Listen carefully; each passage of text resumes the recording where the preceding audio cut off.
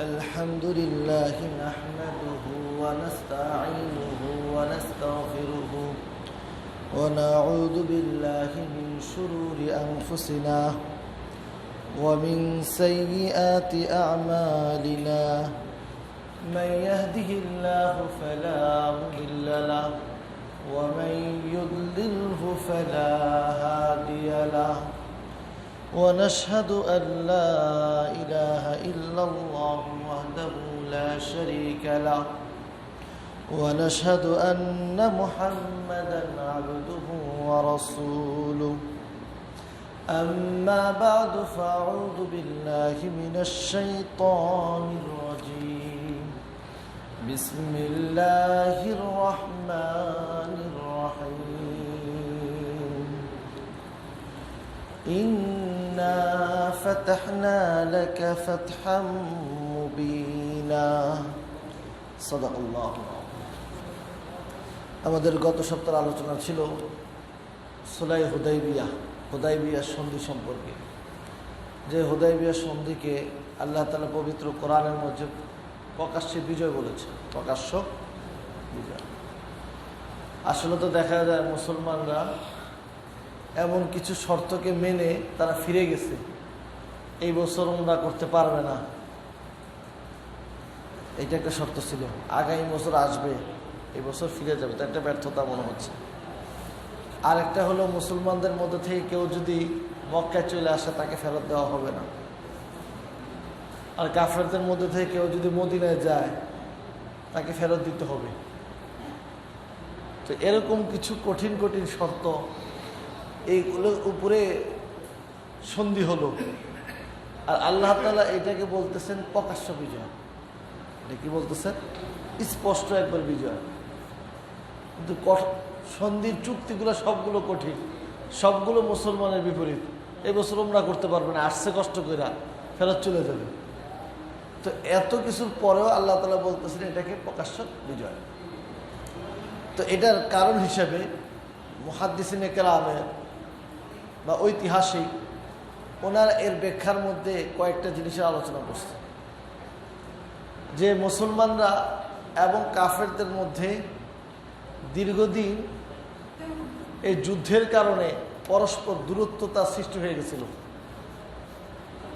কারণ একজনের সাথে আরেকজনের সাথে সাক্ষাৎ, একজনের সাথে আরেকজনের আলাপচারিতা, বা একজন কথা বলে ভালো মন্দ, আত্মীয় স্বজনের সাথে দেখা সাক্ষাৎ, কাফের এবং মুসলমান তো আত্মীয় স্বজন ছিল, তাদের সাথে দেখা সাক্ষাৎ ইত্যাদি, এগুলো কোনোটাই সম্ভব ছিল না। কিন্তু এই চুক্তির পরে এটা সম্ভব হয়ে গেছে। মক্কা থেকে মদিনায় আত্মীয় স্বজন দেখতে যাইতো, আবার মদিনা থেকে মুসলমান আত্মীয় স্বজন মক্কা এদের সাথে দেখাশোনা করতো। দ্বিতীয় নাম্বার, আশপাশের এলাকা যেগুলো ছিল ওগুলো তো তারা যাইতে পারত, সুযোগ ছিল।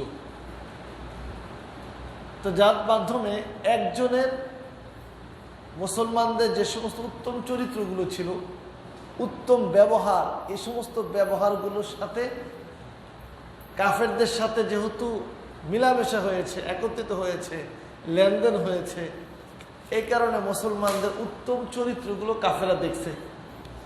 দেখার কারণে কাফেরদের মধ্যে থেকে অনেক কাফের এই অল্প সময়ের মধ্যে, ষষ্ঠ হিজরিতে সন্ধিটা হয়, অষ্টম হিজরিতে ফাতে মক্কা হয়, এই অল্প সময়ের মধ্যে অনেক কাফের মুসলমান হয়ে যায়। তো এটাকে আল্লাহ তাআলা এই অল্প সময়ের মধ্যে এতদিন প্রায় 19 বছর যেটা হয়নি, 2 বছর ওইটা হয়ে গেছে। এই কারণে আল্লাহ তাআলা এটাকে প্রকাশ্যে বিজয় করেছে। একটা সাইড। আরেকটা সাইড ছিল, যেহেতু কাফের মক্কার যে মুসলমানদের সাথে মক্কা এবং আশপাশের এলাকাগুলোর সাথে বিরোধ ছিল, তো বিরোধ থাকার কারণে মুসলমানরা চাইলেও দূরবর্তী কোনো এলাকাতে ইসলামের দাওয়াত নিয়ে যেতে পারতো না, যেহেতু রাস্তায় তারা প্রতিবন্ধকতা সৃষ্টি করবে। মনে করেন আপনি খিলক্ষেত যাবেন, আপনার শত্রু ইসিবি চত্বর আছে, আপনার শত্রু মাঠের কোনায় আছে, আপনার যাবেন কোন দিক দিয়া? মিরপুর দিয়া। এত দূর রাস্তা ঘুরে খিলক্ষেত, তো তো রাস্তায় যে সমস্ত জায়গা দিয়ে যাবে এই সমস্ত জায়গায় শত্রু, যেই কারণে মুসলমানরা নবী সাল্লাল্লাহু আলাইহি সাল্লাম এবং সাহাবায়ে কেরাম ইসলামের দাওয়াত নিয়ে দূরবর্তী কোনো এলাকায় যেতে পারত না। দূরবর্তী কোনো এলাকায় যাওয়ার সুযোগও ছিল না, যাইতে পারত না। কিন্তু আল্লাহ তাআলা যখন এই চুক্তিটা কাফের এবং মুসলমানদের মধ্যে হইল, তখন মুসলমানরা দূরবর্তী যত রাজা বাদশাহ তাদের কাছে ইসলামের দাওয়াত নিয়ে যেতে পারত। এই চুক্তিটা হলো জিলকাদা, জিলহজ মাসে নবী সাল্লাল্লাহু আলাইহি ওয়াসাল্লাম ওই জিলকাদা ওইখান থেকে হুদাইবিয়া থেকে মদিনায় এসে জিলহজ মাসে সাহাবাদের সাথে এই বিষয় নিয়ে আলোচনা করতে বসে যে আমরা অন্যান্য আশপাশের এবং বড় বড় বা রাজা বাদশাহ, ওই সময় দুইটা পরাশক্তি ছিল, বড় পরাশক্তি। একটা হলো কিসরা আর একটা হলো কায়সার, রোম পারস্য। রোম পারস্য এই দুইটা ছিল ওই সময় সব থেকে বড় পরাশক্তি, উত্তর মেরু দক্ষিণ মেরু। তো দুই পরাশক্তি তাদের কাছে নবী সাল্লাল্লাহু আলাইহি ওয়াসাল্লাম এবং আশপাশে তাদের অধীনে আরো যত এলাকাগুলো আছে প্রত্যেকের কাছে নবী সাল্লাল্লাহু আলাইহি ওয়াসাল্লাম ইসলামের দাওয়াত চিঠি আকারে লিখে পাঠাইলেন। তো এই পাঠানোর আগে সাহাবাদের সাথে বসলেন যে আমি চাচ্ছি যে ইসলামের দাওয়াত এটা দূরবর্তী যে সমস্ত রাজা বাদশাহ আছে তাদের কাছে পাঠানোর জন্য তোমরা কি বলো? তোমরা আল্লাহ নবী পাঠাইতে পারেন। আর নবী সাল্লাল্লাহু আলাইহি ওয়াসাল্লাম বললেন তোমরা তো এমন জাতিও না যে ঈসা আলাইহিস সালাম তার জাতিকে বলছে যে ওই অঞ্চলে তুমি যাও, যায় এই দাওয়াতটা পৌঁছে দাও। ঈসা আলাইহিস সালাম উম্মত বলছে আমার এত দূরে পাঠায় না, কাছে কোনো কাম থাকলে দেন। মনে করেন আপনাকে বলা হলো যে এয়ারপোর্ট যান, উনি কয় যদি ওই এমইএস বা কর্মী ডলে কোনো কাম থাকে তুলে দেন, এত দূরে আমি যেতে পারবো না। ঈসা আলাইহিস সালাম কম ঈসা আলাইহিস সালামকে কি বলতো? দূরে পাঠায় না, কাছে হইলে দেন, ঘরের আশপাশে।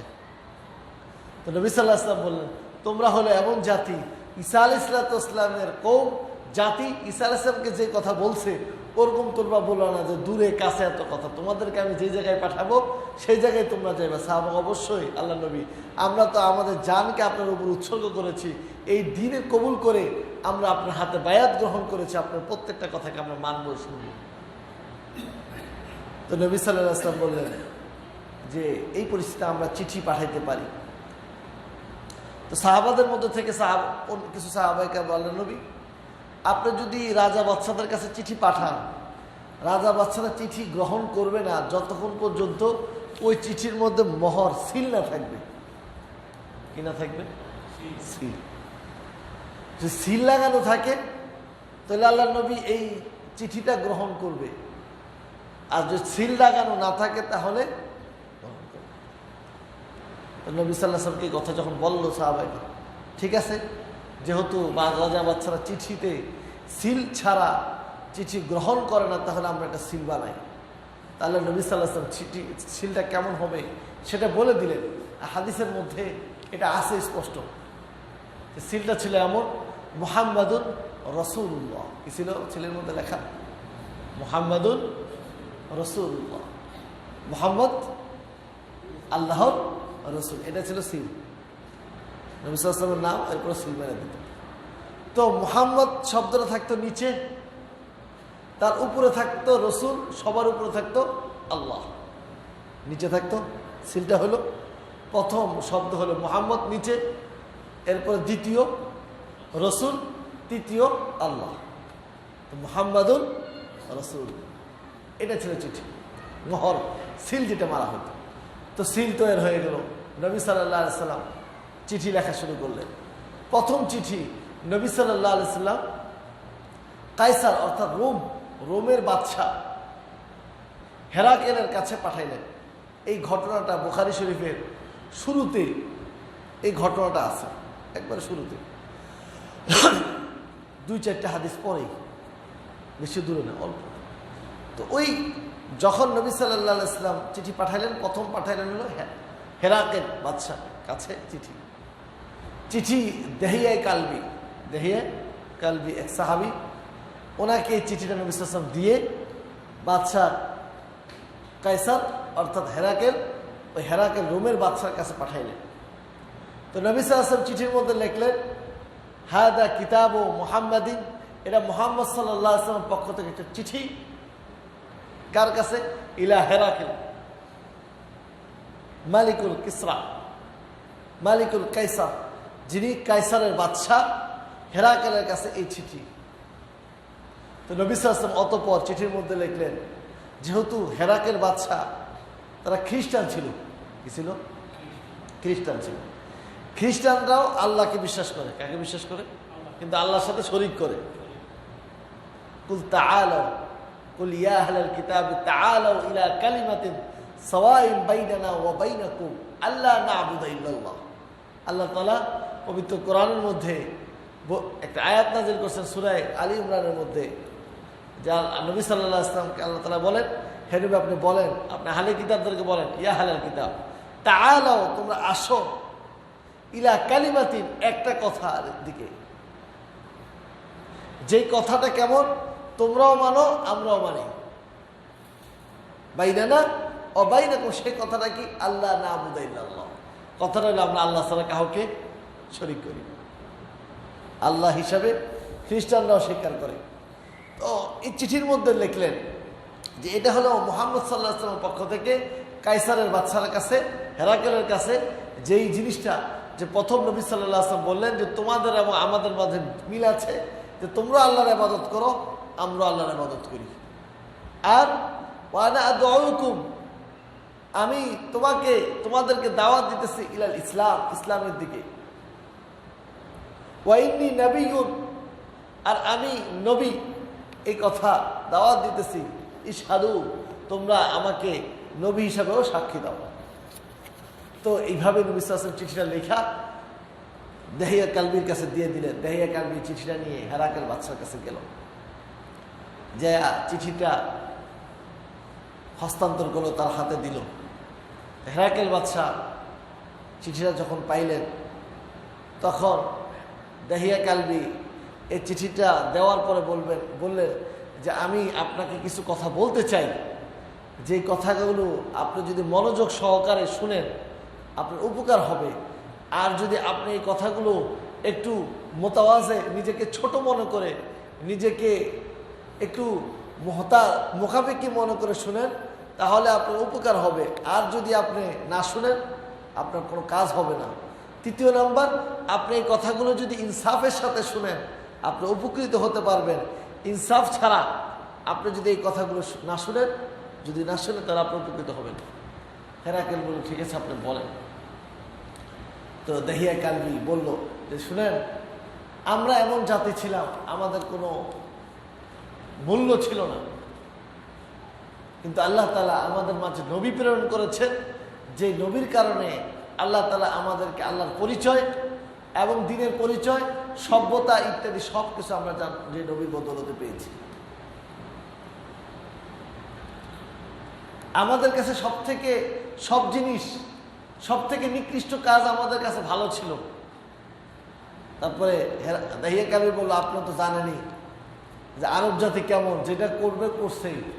আরব জাতি নবী সাল্লাল্লাহু আলাইহি ওয়াসাল্লাম আগমন আগে উচ্ছৃঙ্খল জাতি ছিল, যেটা করবে বলছে করছেই, মানে ফেরানোর কোনো ব্যবস্থা ছিল না।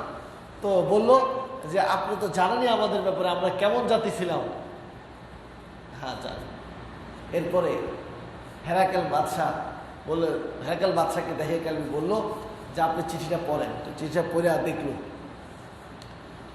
এরপরে চিঠিটা পড়ার পরে দেহিয়া কালবির ব্যাপারে তার হেরাকেল বাদশার দরবারে যারা খাদেম ছিল বলল যে দেহিয়া কালবি মুসলমানদের পক্ষ থেকে যিনি এসেছেন, ওনাকে মেহমান খানাতে রাখো, মেহমানদারি করো, এটা বলে দিলেন।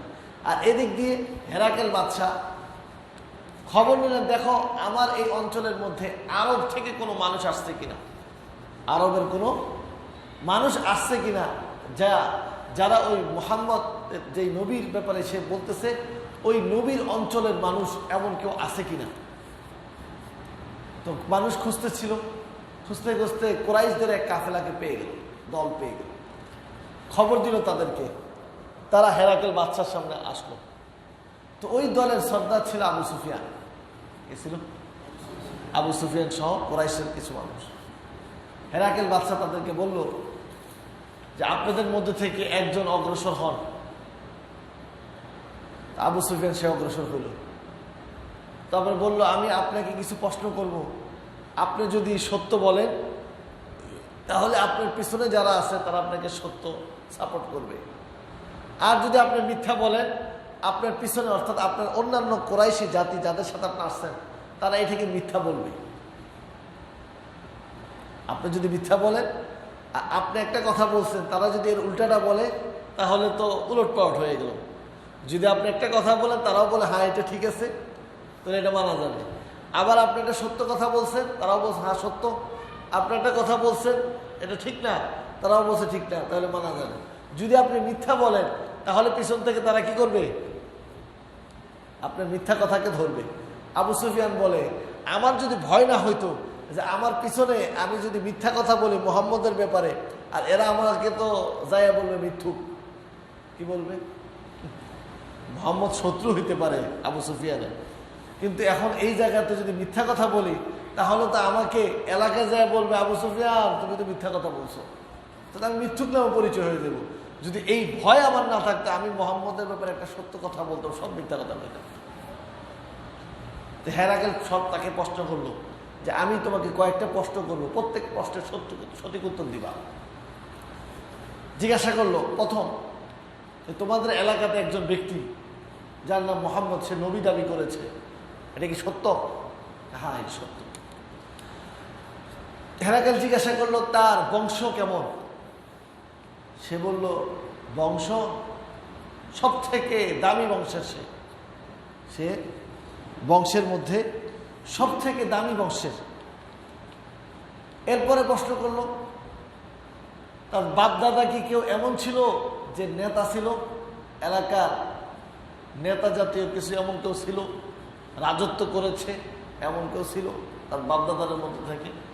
আবু সুফিয়ান বলল না, তার বাপ দাদার মধ্যে থেকে এমন কেউ ছিল না যে এলাকাতে রাজত্ব করছে। এরপরে জিজ্ঞাসা করলো যে তার অনুসারী যারা আছে এই অনুসারীর মধ্যে কি সবাই কি ধনী নাকি সবাই হলো দুর্বল আর গরিব? তো আবু সুফিয়ান উত্তর দিল যে তার অনুসারীদের মধ্যে থেকে অধিকাংশ হলো দুর্বল এবং গরিব মানুষ। ধনী মানুষও আছে, দামি মানুষও আছে, কিন্তু কম। গরিব এবং দরিদ্র মানুষ এবং দুর্বল মানুষ তার অনুসারী বেশি।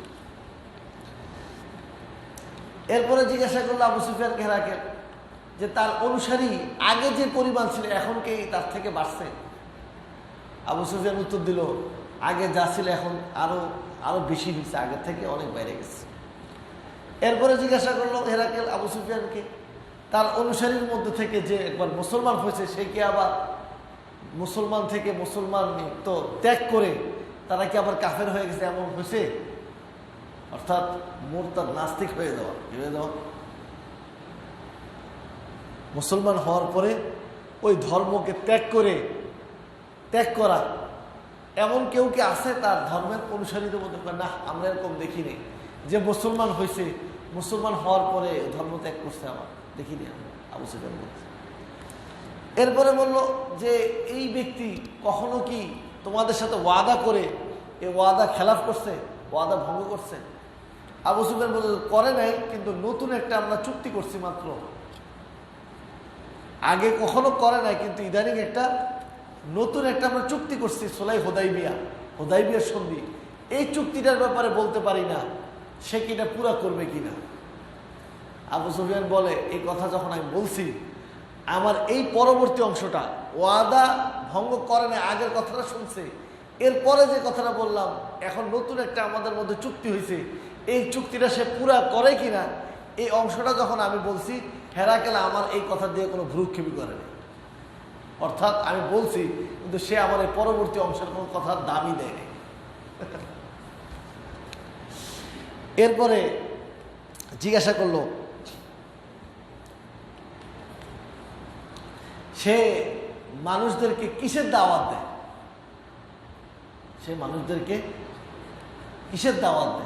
আবু সুফিয়ান বলল সে মানুষদেরকে আল্লাহর একাত্মবাদের দাওয়াত দেয়, নামাজের দাওয়াত দেয়, রোজার দাওয়াত দেয়, হজের দাওয়াত দেয়, মানুষের সাথে ভালো ব্যবহারের দাওয়াত দেয়, আত্মীয়তার সম্পর্ক ঠিক ছিন্ন না করা, এই সমস্ত ব্যাপারে ভালো ভালো জিনিসের দাওয়াত। এই কথা শেষ। এরপরে হেরাকেল আবু সুফিয়ানকে এই কথার উত্তর প্রশ্ন যা যা করার করলেন। এরপরে হেরাকেল নিজে বলল, শুনেন, আমি আপনাকে যতগুলো প্রশ্ন করছি এই প্রশ্নগুলো আপনি প্রত্যেকটা সঠিক সঠিক উত্তর দিয়েছেন, এবার একটু শুনেন। হেরাকেল আবু সুফিয়ানকে বলতেছেন, আমি আপনাকে প্রথম প্রশ্ন করছিলাম তার বংশ কেমন। আপনি বলছিলেন সে হলো আপনাদের এলাকার মধ্যে সব থেকে সম্মানিত বংশের মধ্যে থেকে, সবচেয়ে দাম। হেরাকেল বাদশা বলল যে আল্লাহ তাআলা যখন দুনিয়াতে কোনো নবী পাঠায় তো ওই নবীটাকে ওই জাতির মধ্যে সব থেকে দামি বংশের মধ্যে পাঠায়।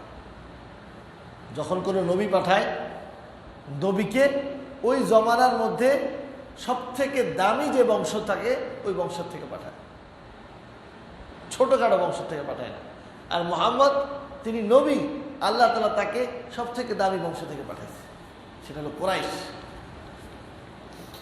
এরপরে প্রশ্ন করছিলেন যে তার বাপদাদাদের মধ্যে থেকে কেউ নবী নেতা ছিল কিনা। শোনো, যদি তার বাপদাদাদের মধ্যে থেকে কেউ নেতা থাকতো, নেতৃত্ব দিছে এমন থাকতো, তার মনের মধ্যে একটা আশা থাকতো যে আমার বাপদাদারাও নেতৃত্ব করছে, আমি এখন আমার নেতৃত্বে নামি। কিন্তু এরকম তো নাই, যে তার বাপদাদাদের মধ্যে থেকে কেউ এমন ছিল না, এই কারণে তাকে নবী হিসাবে মানা না। কারণ এই নেতৃত্ব চাহিদা, এই নেতৃত্ব করবে এরকম মনোভাব নিয়ে সে বড় হয়নি। এরপরে তৃতীয় প্রশ্ন ছিল গরিব এবং দুর্বল শ্রেণী তার বেশি অনুসরণ করে। তো হেরাকেল বলতেছে, শুনেন, নবীর অনুসরণ দুর্বল শ্রেণী করে, বেশি ধনী যারা তারা দিনের উপর থাকে না। বর্তমান জমানাতেও দেখেন, বেশি যাদের টাকা পয়সা এরা কি বহুত আল্লাহওয়ালা? হ্যাঁ, বেশি টাকা পয়সা আল্লাহওয়ালা? যত আকাম কুকাম, যত উল্টা পাল্টা সব তাদের দ্বারা সব। গরিব মানুষ এবং এর থেকে একটু মধ্যবিত্ত এই সমস্ত মানুষগুলো কি হয়, দিনের দিকে ধাবিত হয়। তো হেরাকেল বলল, শুনেন, নবীর দিকে, নবীর অনুসরণ করা, নবীর দিকে অগ্রসর হওয়া, এটা সব নবীর ক্ষেত্রে হয়েছে। দরিদ্র মানুষ যারা ছিল এবং দুর্বল মানুষ তারা নবীর অনুসরণ করেছে। এরপরে প্রশ্ন করছিলাম তার উম্মত, তার অনুসারী বাড়ে কিনা। আপনি বলছেন বাড়ে। ওই নবীর উম্মত দিন দিন বাড়তে থাকে। এরপরে প্রশ্ন করছিলাম তার দিন থেকে ফিরে কেউ মুসলমান হওয়ার পরেও কি আবার মুরতাদ হয়ে গেছে কিনা, দিন ছেড়ে দিছে কিনা। আপনি বলেছিলেন যে তার সে মুসলমান হওয়ার পরে কেউ তার দিন ছাড়ে নাই। নিশ্চয়ই এরকমই আল্লাহ তাআলা।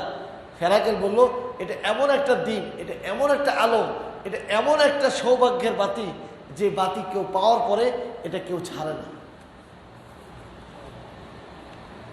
এরপরে আরেকটা প্রশ্ন ছিল, সে কখনো কি ওয়াদা খেলাফ করছে কিনা। তো আপনি উত্তর দিয়েছিলেন সে হ্যাঁ, ওয়াদা খেলাফ করে নাই।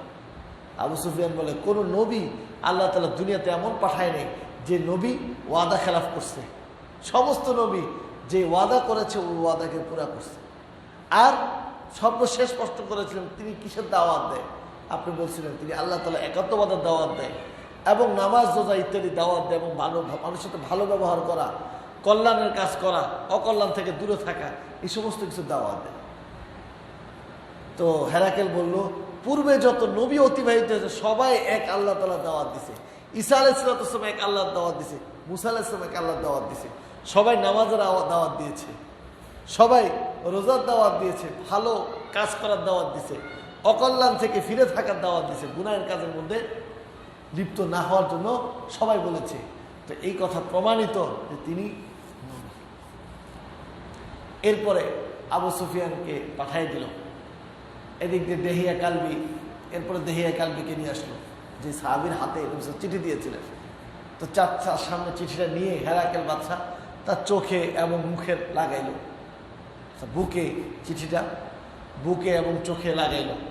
এরপর হেরাকেল বাদশা দেহিয়া কালবিকে বিদায় দিয়ে দিল, বলল যে তুমি এখন যাও, আবার পরে আমি তোমাকে ডাকবো, এখন তুমি যাও, এরপরে আবার ডাকবো। এরকম সে চিঠিটা পড়লো, সব কিছু আবু সুফিয়ানের সাথে হইল কথাবার্তা। এরপরে সে তার ওই অঞ্চলের মধ্যে সব থেকে বড় আলেম দগাদির নাম কি ছিল? দগাদির নামে একজন ওই অঞ্চলে সব থেকে বড় আলেম। হেরাকেল বাদশাহ ওই আলেমের কাছে মানুষ পাঠাইল যে আমার কাছে এমন এক চিঠি আসছে যে অমুক নবীর পক্ষ থেকে যে সে এমন এমন বিষয় নিয়ে আমাকে পাঠাইছে খবর। হেরাকেল বাদশাহ খবর পাঠাইল ওই আলেম, সে লিখে দিল চিঠিতে যে তুমি যে সমস্ত বৈশিষ্ট্যের কথা বলতেছো আর যে সমস্ত কথা বলতেছো এর দ্বারা আমার বুঝে আসতেছে যে নিশ্চয়ই শেষ জমানার নবী মুহাম্মদ তিনি, আর তিনি চলে আসছে, তিনি ওই চিঠি পাঠাইছে। আমি তোমার চিঠি দেখে দেখলাম এটা কোনো রাজা বাদশার চিঠি না, এটা নবীর চিঠি হইতে পারে। কার চিঠি হইতে পারে? হেরাকেল বাদশাহ দেখলো যে আসলে তো এটা নবীর চিঠি। এখন কি করবে? সে মাথার মধ্যে ঘুরতেছে, আমি কি মুসলমান হয়ে যাব নাকি আমি এই জায়গায় থাকবো, কি করব? তো পরবর্তীতে সে চিন্তা করলো কি করা যায়। চিন্তা করে একটা জিনিস বাইর করলো, বড় একটা হল রুম, তার বড় বড় ব্যক্তিত্ব, যে ব্যক্তি যারা আছে বর্গ, এদের সবাইকে হল রুমের মধ্যে একত্রিত করলো। একত্রিত করার পরে খবর আবার সে বলে দিল যে খাদেম খুদ্দামকে, তার যে সমস্ত কাজ করে যারা, তাদেরকে বলে যে দরজা লাগায় দাও যেন কেউ বাহির না হতে পারে। এরপরে হেরাকেল ওই চিঠিটা সবাইকে শুনাইল, চিঠিটা সবাইকে শুনাইল এবং শোনানোর পরে বলল কল্যাণ এটার মধ্যে আছে, কল্যাণ এই নবীকে মানার মধ্যে আছে। এই কথা সবাই যখন শুনলো, শোনার সাথে সবাই দৌড়ে ওইখান থেকে বাইরে হয়ে যেতেছিল। এখন বাইর হয়ে যখন যাবে, যায় দেখতেছে দরজায় তালা মারা। বাইর হওয়ার কোনো কি নাই, মনে করেন মসজিদ থেকে ছেড়ে দিলে যে আপনারা এই জিনিসটা অবশ্যই করেন, সবাই দৌড়ে বাইরে, এখন যায় দেখে দরজা তালা মারা, বাইর হওয়ার কোনো রাস্তা নেই। সবাই যখন গেল আর দেখলো দরজায় তালা মারা, এখন বাইর হবে কিভাবে? বাইর হওয়ার তো কোনো রাস্তা নাই, এই পরিস্থিতি কি করবে? তো হেরাকেল বাচ্চা আবার সবাইকে ডাকলো, ডাইকা বললো আমি তোমাদেরকে যে কথা বলছি তোমরা শুনছো, তোমরা যেভাবে হামাগুড়ি দিয়ে পড়ছো, যে ওই কথার দিকে যেভাবে দৌড়াইছো। এরপর হেরাকেল বলল শুনো, আমি তোমাদেরকে একটা পরীক্ষা করলাম, এটা আমি তোমাদেরকে কি করছি? পরীক্ষা করছি, আসলে বাস্তবতা এমন কিছুই ঘটে নাই। তো এই কথা বললো যখন, সবাই হেরাকেল বাচ্চাকে সেজদা করলো। হেরাকেল বাচ্চার কপালে কি মিলে নাই? ইমান জুটে নাই। এরপরে হেরাকেল বাচ্চা এই মসজিদ শেষ, দাহিয়া কালবিকে বলল যে আমি মুসলমান হইতে পারলাম না, এরপরে তুমি এর থেকে ভালো ওই বড় আলেম দগাদিরের কাছে যাও, তার কাছে এই কথাগুলো বুঝাও। তাকে বুঝাইলে হয়তোবা দেশের মানুষ তার কথা শুই না, সবাই হয়তোবা মুসলমান হয়ে যাবে। দাহিয়া কালবি ওই আলেমের কাছে গেল, যাইয়া তাকে এই কথাগুলো বলল। সে আলেম বলল যে আমি তো সাক্ষী দিই যে মুহাম্মদ সাল্লাল্লাহু আলাইহি ওয়াসাল্লাম নবী এবং আমি আল্লাহ তাআলাকে এক বলে স্বীকার করি। ওই আলেম সাথে সাথে মুসলমান হয়ে গেল এবং দাহিয়া কালবিকে বলল যে তুমি যখন যাইবা তোমার এলাকায় নবীকে আমার সালাম দিও, এবং এই কথা বললো আমি মুসলমান হয়েছি। দাহিয়া কালবি বলে অতঃপর ওই আলেম তিনি তার ঘরের মধ্যে গেলেন, যাই গোসল করলেন। গোসল করে তার শরীরে কালো কাপড় ছিল, ওই কালো কাপড়টা খুইলা সাদা একটা কাপড় পরে বাইর হইলেন। বাইর হয়ে তার গির্জা যেখানে আবাদত করতো ওই জায়গায় গেলেন এবং ওই এলাকার সমস্ত মানুষদেরকে ডাকলেন। ডাইকা সে এই সমস্ত কথা মুসলমান যে হয়েছে এবং ইসলামের দিকে ধাবিত হয় যেন সবাই এই কথাগুলো বলল। এই কথা বলার সাথে সাথে ওই সব মানুষ তার উপরে হামলা করলো, এমন হামলা করলো যে হামলার কারণে সে ওইখানেই মারা গেল, শহীদ হয়ে গেল। হেরাকেল বাদশা পরে দাহিয়া কালবিকে বলল যে শুনো, আমিও যদি মুসলমান হইতাম আর আমি যদি তাদেরকে এই কথা বলতাম, আমারও ওই পরিণতি ওই আলেমের মতো হইতো, যেরকম সে মানুষদেরকে যখন ইসলামের দাওয়াত দিছে তাকে কি করছে, মানুষ তার কথা গ্রহণ করে উল্টে তার উপরে হামলা করে তাকে শহীদ করে দিচ্ছে, সে আর মুসলমান হয়নি। তো দাহিয়া কালবি ওখান থেকে চলে আসা মদিনাতে আসলো, আসা আল্লাহ নবীকে ওই আলেমের কথা শুনাইল। আল্লাহ নবী এরকম ওই আলেম সে মুসলমান হয়েছে, আপনার কাছে ইসলামের কথা আপনার কাছে পৌঁছানোর জন্য বলছে এবং তার কৌম তার জাতি তার সাথে এই ব্যবহার করছে। এটা হলো কিসরার কাইসারের কাছে নবী সাল্লাল্লাহু আলাইহি ওয়াসাল্লাম হেরাকেল বাদশার কাছে দাওয়াত পাঠায়।